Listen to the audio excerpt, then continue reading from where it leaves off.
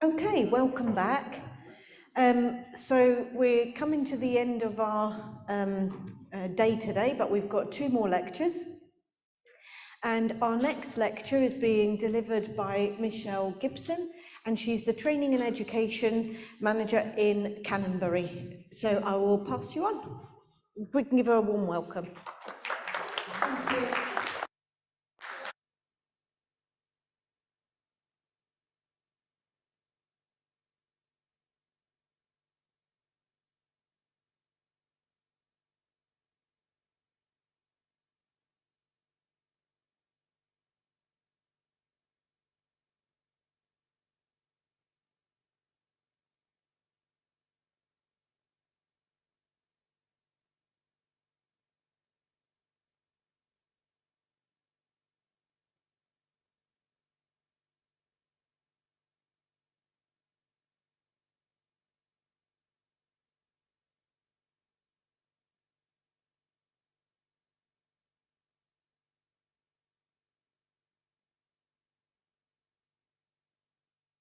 How many of you actually put padding on the bottom of somebody's foot? You're actually applying biomechanics. So you've all just told me you don't like it and then you do it. Come on. Okay, all right. So this is our little lady today, all right. I think I need my eyes testing. All right, so she comes every 4 weeks for debridement. She's 50 years old.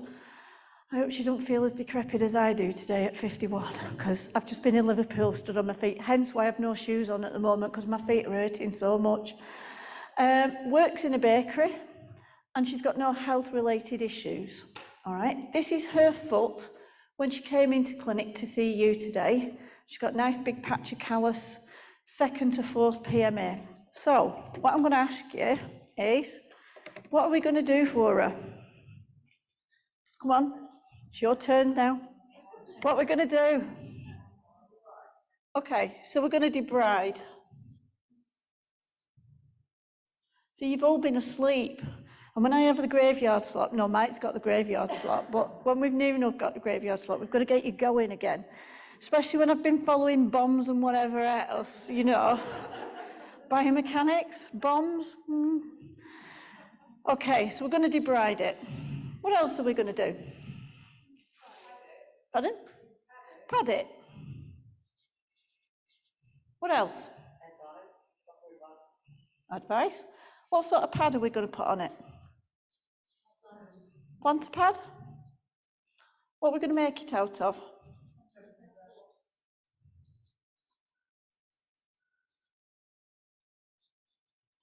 What else? What else are we going to do for them? So we've debrided it, we've advised it. What are we advising her on? Shoes? Now, she's coming in her bestest shoes to see you, all right? These shoes that never ever wear out, but she wears them all the time. Am I a bit cynical after being a podiatrist for 30 years? Okay. What about when she works in the bakery? What do you think she's going to wear in the bakery? So it could be work boots. But she's not brought them to see you. She's only brought her best shoes to see you. Okay. And then what are we going to do for her?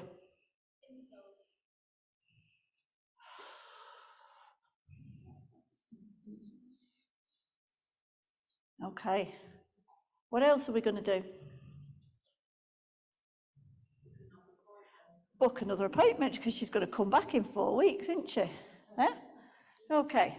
All right. So that's what we're going to do now for her. Apart from one lady who's going to give her some insoles. She just pinched my talk. Okay. All right. So the other things we're going to do is take a history from her.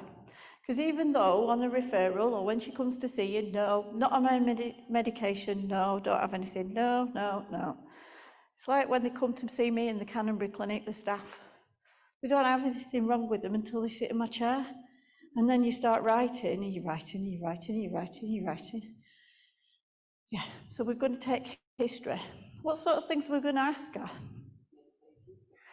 Yeah, medication, because why, what might relate to our patient about medication? She could be, but she's told us there's no health-related issues. She could be. She could be borderline diabetic. I always used to ask my patients, is the borderline pregnancy? Because you either are or you aren't. All right, what else? Because she works in the bakery, or she works for a bakery. Is she standing all day? Because she could, and the other thing is, she might be standing all day. I've just stood on a conference stand for the last 3 days. I got off the train when I got back to Stafford and I was like that. I could hardly walk. The other thing is, this bakery might be a production line bakery. Like, somebody, I'm just looking for her now because she said she was sitting at the back, I can see her. She might work for Warby's Bakeries in Bolton, okay? She might be a Peter Kay fan, okay? They're on a production line. She might be just doing that. She might not be walking. She might just be stood still. She could be the shop assistant in the bakery. We've not really got to the bottom about the bakery bit yet. So we need a bit more information about her bakery and what she does. So, how many times do you ask a patient, where does it hurt? And they sort of go like that, all over, yeah? They just, it's like, but where? But here. Yes, but that's the whole foot, yeah? So, this callus might be the main problem, but actually when you dig a bit deeper, it might be that a first MP joint is very, very sore, which then is giving you a clue to why she might have the callus there, because she might not be using her first toe very well. So you've got to get this history out of them and get a bit more information about the pain and where it is and whatever else.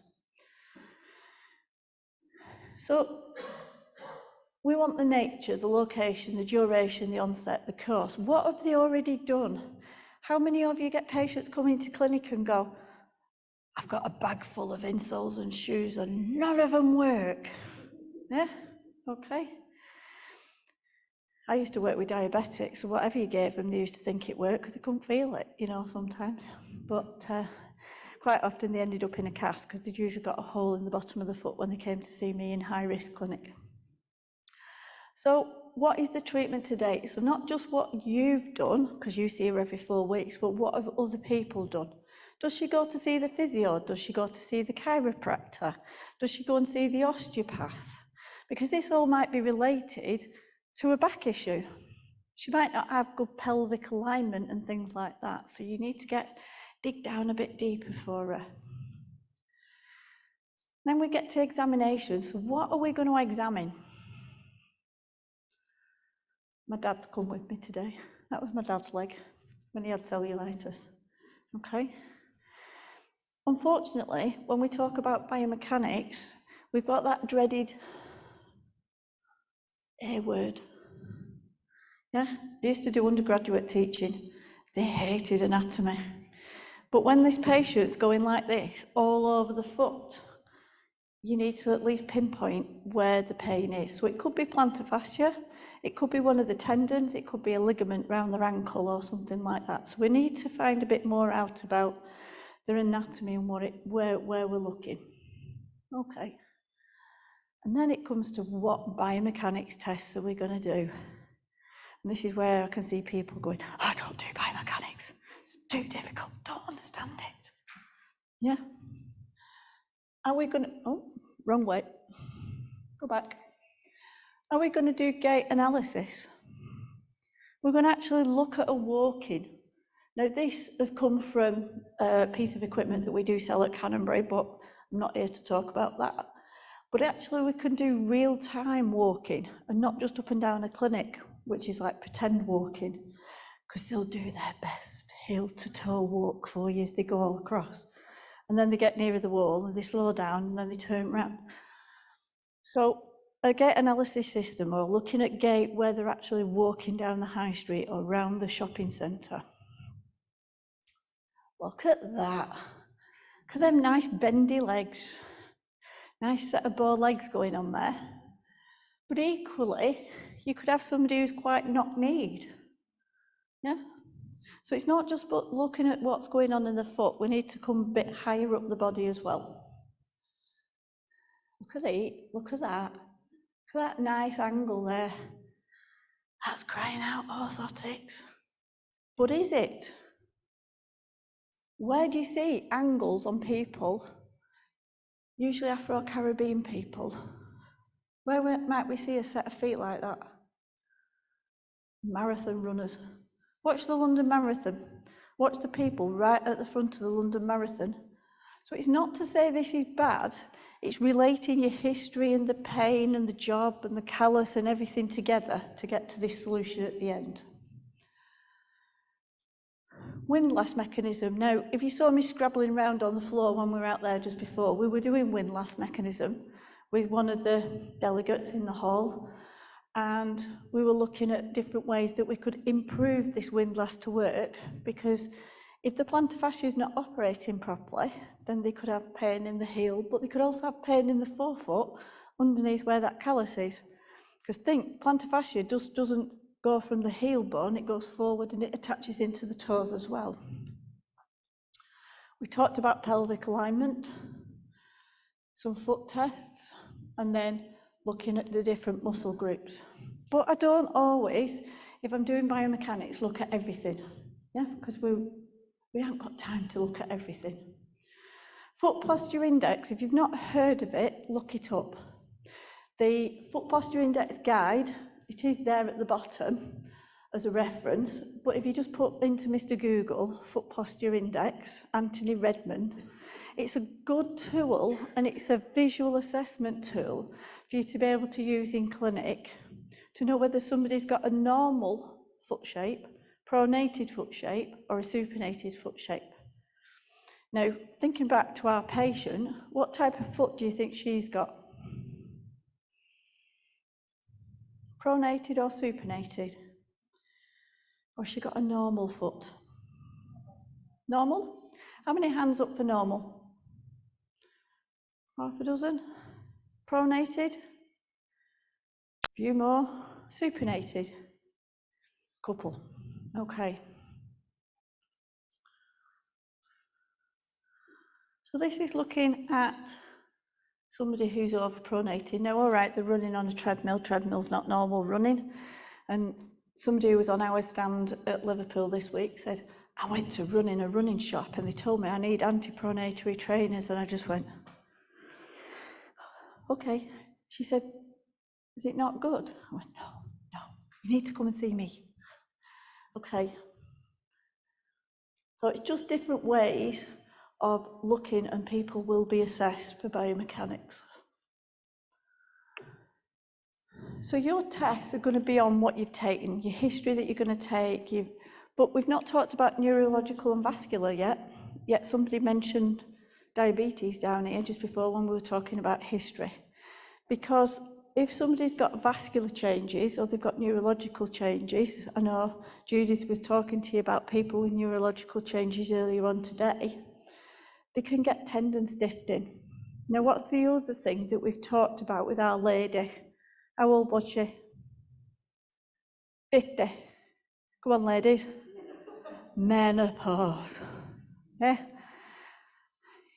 Things stiffen when we get to 50. And if you look at any papers or different papers that are written around gait and speed, when we get to 50, we all slow down, ladies. We all get slower. Even though you think you might be still going at 100 miles an hour to look after the husband, the kids, the grandkids, and everybody else, you slow down because everything gets stiffer. So we need to look at history.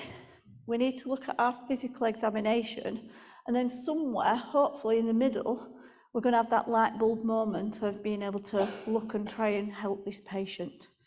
So we've done all this, we've done all these biomechanics, we've looked at this foot assessment, we're moving on. How do you now get from this to orthotics? What do you do? How do we get there?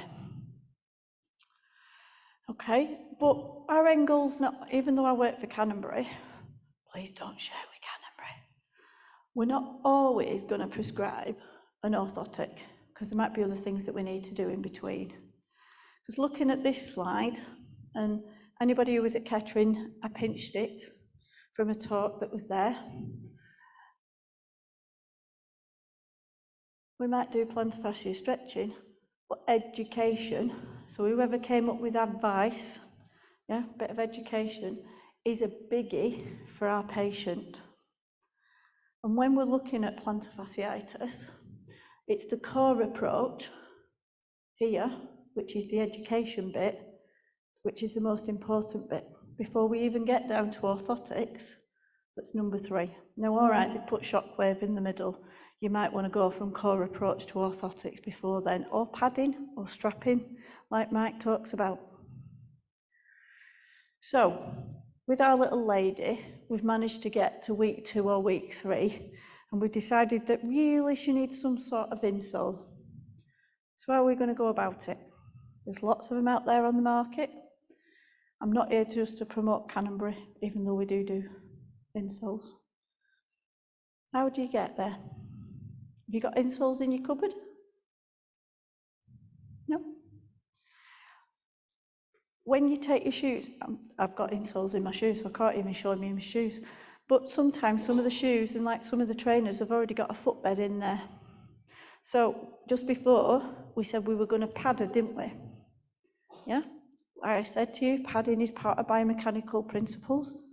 Debriding callus is also a biomechanical, you're applying biomechanical principles without even thinking about doing it. So, anybody who was watching me on the stand before saw me doing Blue Peter behind me stand.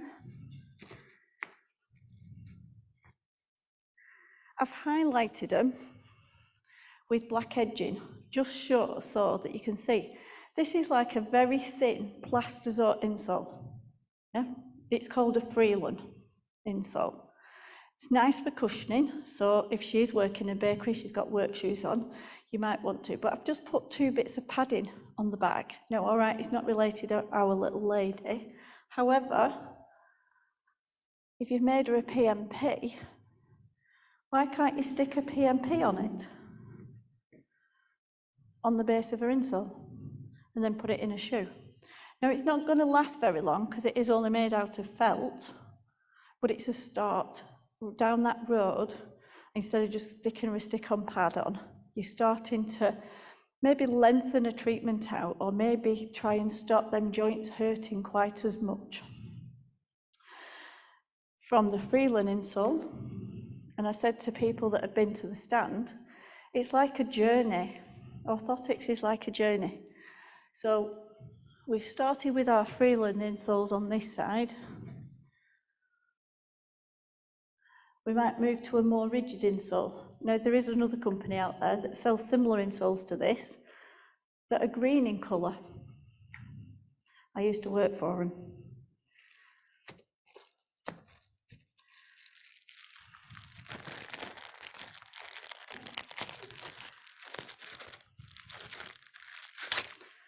They've just got a little bit more rigidity in the back bit, okay, of the insole. So it's already starting to stop her rolling inwards, yeah, okay? Especially when it's inside a shoe, you might get hold of it and you might push it down on there and think, well, I can push that down, so that's not going to do so much.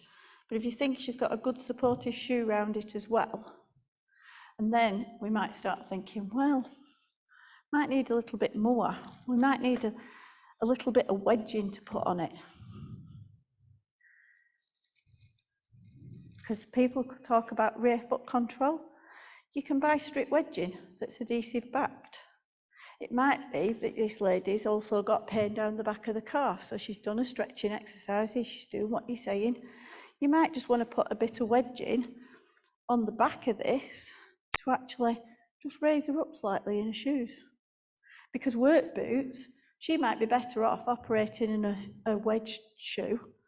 Work boots aren't, they're as flat as a pancake, aren't they? And she might tell you as part of your history take that she actually can't wear flat shoes because when she wears flat shoes, it hurts down the back of her legs. Some of the companies we sell pre-done heel raises. Again, you can get this little heel raise, trim it down because it's a little bit wide, and fit it on the back of the insole. Now, how much are you going to charge this lady for these insoles? I've known somebody charge £175 for them. I'm not going to suggest that in a month of Sundays, but you could charge £15, £20. The patient might be quite happy, because it goes in most of her shoes, to keep paying that £15 to £20 for a pair of insoles with a small pad on it. When we were talking on the stand before, I've got an insole that's got a black stripe, it's got a piece of wedging up. And this is looking at, our foot's got a rotational axis in it. And what I've forgotten to do is pick my foot up. I've got Fred with me, but he's not very good because he moves in all sorts of different directions. However, if you push up on the inside of somebody's heel, yeah, you can do it on your husband, do it on the child, get them to kneel on the edge of a chair and push up on the edge of the heel on the medial side, the foot will naturally supinate. It will move to like sitting on its lateral border. If you push up on the lateral border of the heel, sometimes it won't do anything, but as you come down the heel, it'll move the foot inwards, it'll roll inwards, it'll pronate. So what we look for is a line going down the insole that's called the subtalar joint axis line. And this is going to help you if you're making some temporary insoles to know where to put your post in, so that your patient doesn't then come back to you and go, them insoles you gave made my foot hurt all over there, all over the top, because you're applying two different types of forces.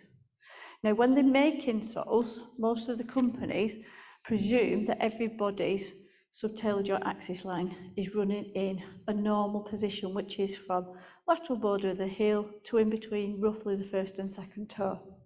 So you've got plenty of room down that side then to actually alter their biomechanics by putting some rear foot posting on. That's how I've done it. Put my posting on, turned it over, drawn around it, and I get my posting. Now, people ask me, why is the wedging so wide then? And I've seen people in clinic take the wedging from like, put it on the line on the thicker side, and then when they get to the front bit, there's a bit drop off, and it feels like you've got a brick underneath your foot. And all you've done there is just put a bit of a raise in, because the wedging is a degreed wedging. If you go from one side that's thicker, you've just added a couple of extra millimetres in there. So these are all bits and pieces that you can do to get your ideas and get your head round what sort of biomechanic tests you're going to do and how you're going to apply it. So we talked about, the title was, how am I going to move from biomechanics into providing a facility insole? So we have a custom range and we have a signature range. The custom range comes in 3 different densities. A green one, a blue one, and a red one. And it's not because you're going to ask the patient what their favourite colour is and then give them that insole. When they talk about it, the Shaw rating is equivalent to diamond rating. So diamond Shaw rating is 100 because it's the hardest product you can get. So obviously green at 45 is going to be quite a soft product. Blue's in the middle, and then red is a more dense product, and it's going to support a bit more. Now, this is where I don't quite agree with Vasily. They talk about it being weight related. So somebody under 50 kilos, a green one's the best. Somebody between 50 and 80, the blue one's the best. And over 80 kilos, the red one's the best. Now, I like to look at a test called supination resistance. And again, I was scrabbling about on the floor showing the ladies earlier. You put 2 fingers underneath the back bit of their arch and you pull up on that back bit of their arch. Now, if you can move them very easily, you don't want a hard material underneath that foot because they're going to cause lateral ankle sprains, because you're going to push them the opposite way. And that person who's got low supination resistance is going to function better in a green insole than they will in the red insole. On the opposite side, if you've got 2 fingers underneath the back of the heel, 2 hands, and you're pulling with all your body weight and they aren't moving anywhere, they're going to function better on the red Vasili orthotic. Now, what about little Mrs. Jones who comes to your clinic? Because that's one thing we've not looked at on this lady, is how heavy is she? Yeah? She might be as wide as she is tall because she's working in that bakery, and then cakes and that bread is yum, yum, yum. Yeah? She might be super skinny because she don't like the smell of the bread. And once you've worked there, if anybody's worked in Cadbury's, they say once you've worked there and you've pigged out for a few weeks, you don't want it again. No, I can't see that because I love chocolate. So she might function better on a green insole. But you can have a little old lady who's only 5 stone wet through, that due to arthritis changes in her foot, etc., etc., when you put your fingers underneath, you can't move her. Now, ideally, she would function better on a red one, but if you change somebody's dynamics really, really quickly, especially when they've got arthritis, you're going to cause more problems elsewhere. And this is what I say, orthotics is not a one-stop shop. It is a journey. And that's why sometimes patients come back to you with a bag full of orthotics that they've been given from different places, because somebody's not taking the time and the care to move through this journey with them.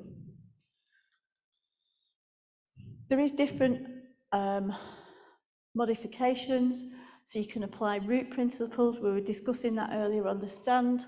You can apply forefoot and rear foot posting. There's a gentleman called Kirby if you want to do some looking up some information. Applying a cobra pad. So again, on the Freeland, I've just used some felt and made like a cobra pad for somebody. You've got Dannenberg, and we have Dannenberg orthotics, which looks at functional hallux limitus. So on the Dannenberg insole, it's got some plugs underneath that will allow the first ray and first MP joint to function better. But quite often what you find, you end up mixing these paradigms together, because not one of these paradigms suits everybody. And it's a mixture quite often when the people come into clinic. So this is what I'm meaning. You've got heel raise, forefoot posting, you've got metatarsal postings that can go on the top. And we were talking about this earlier on the stand with a couple of ladies. If you decided they need a rear foot post, because the blue, the green and the red orthotics have got 6 degrees rear foot post in them automatically, then you decide they need a forefoot post, they need a metatarsal, they need a heel raise, they're not going to wear them orthotics because you've changed their bodies and their tissues too fast, too quick for them. Because remember, they might have been walking like that for 30 or 40 years. So again, I tend to start, and other people might contradict me and they might do it their own way, is I tend to start with the plain shell first. And then I'll review them, add another bit in if necessary, and add another bit in. We might look at gait analysis. That's not come, it's a bit out of focus, but we're looking at how they move from heel across, and ideally we want people to come through the first toe. So this is where sometimes you hear people talk about low gear propulsion, so they're pushing off from the 4th, 2nd to 5th toes.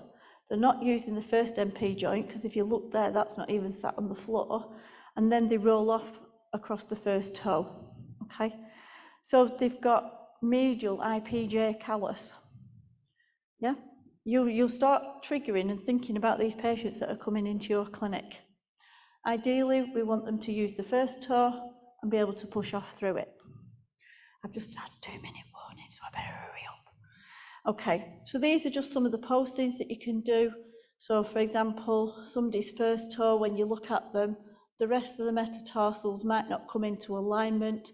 If you look there, the second toe is probably more prominent than the first, it's possibly longer. You might want to put some forefoot wedging in. Vasili insoles can all be heat molded, so you can use a heat gun on them. There's a YouTube video available for the lady who was asking me about heat molding. You can go and have a look at the Vasili YouTube video. got rear foot posting in, so if the 6 degrees is not enough and you want to add some more, you can add a rear foot post. They come in 4 and 6 degrees. Now 12 degrees is quite a lot of posting. An alternative way might be to add a Cobra pad on the top of the insole. Yeah, so there's lots of different ways that you can cope and do different bits. So this is the Dannenberg set of insoles. These are the signature range. So we've got Dannenberg, we've got Pryor, which Trev Pryor looked at. These go into football boots really, really easy. Now, children, and sometimes some children get a condition called severs, where the heels at the growth plates hurt. These are good for going in the kids' insole, football boots. High arch feet, supinating feet, somebody asked me about these earlier, is the Hoik insole. McPoyle looks at tissue stress, so it's nice and cushioning. It's got the first ray, that's a bit softer, so it allows the first MP joint to work more. Armstrong's insoles has got like a Teflon bit in between the two top covers, and it allows the insole to move, so you're not going to get any friction and shearing in there. So it's good for diabetes and sensitive feet. And then this one is got EVA on the bottom with Plastazort on the top. So good for people that have got cold feet and need a bit of cushioning. Just going to flick through some of these slides. These are what I was saying about the plugs on the bottom of the Dannenberg insoles to allow the first MP joint to work better.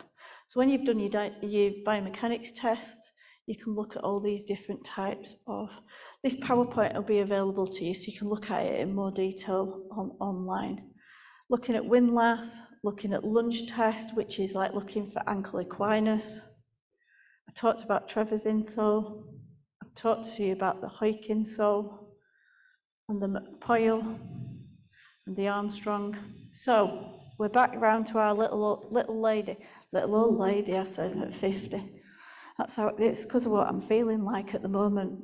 So what we're going to do for her now you've listened to me talk, what we're going to do, are we going to change our practice? Are we going to add anything in? Are we going to be brave? Come on.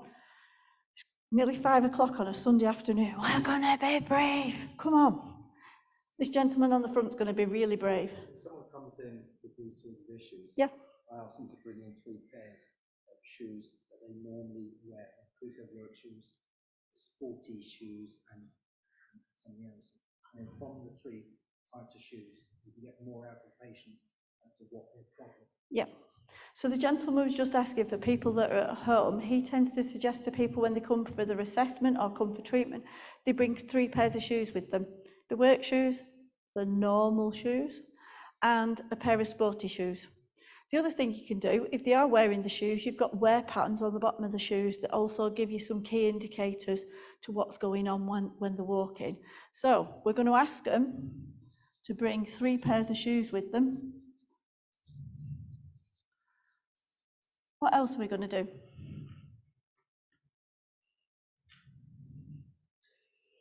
We're still going to debride.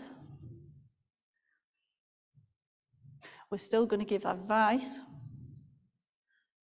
What are we going to do with our pad?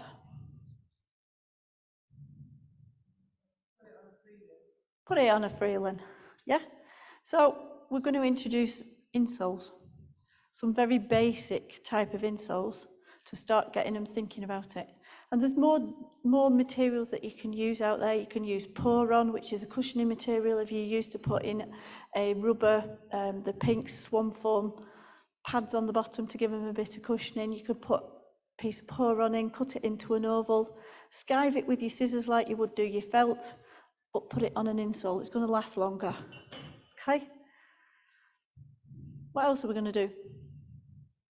We're going to move her, hopefully, to a podosole insole, and then maybe even to a Vasili or a different brand of insole. Hopefully, yeah? Because this lady is more than likely got a shorter second MP joint, first toe doesn't work, first toe joint doesn't work, and she's in low gear propulsion, which probably is also not helping her knees, etc., etc. Okay, You're all looking at me like rabbits in headlights right now. All right. Okay. Now, for Olga, Olga does biomechanics courses. We do biomechanics courses. Come and learn. Yeah, it's not that frightening. Sometimes you sit there in big lectures and you hear everybody talking highfalutin, and it used to frighten me. So if I can do it, this little northern lass here, you can do it.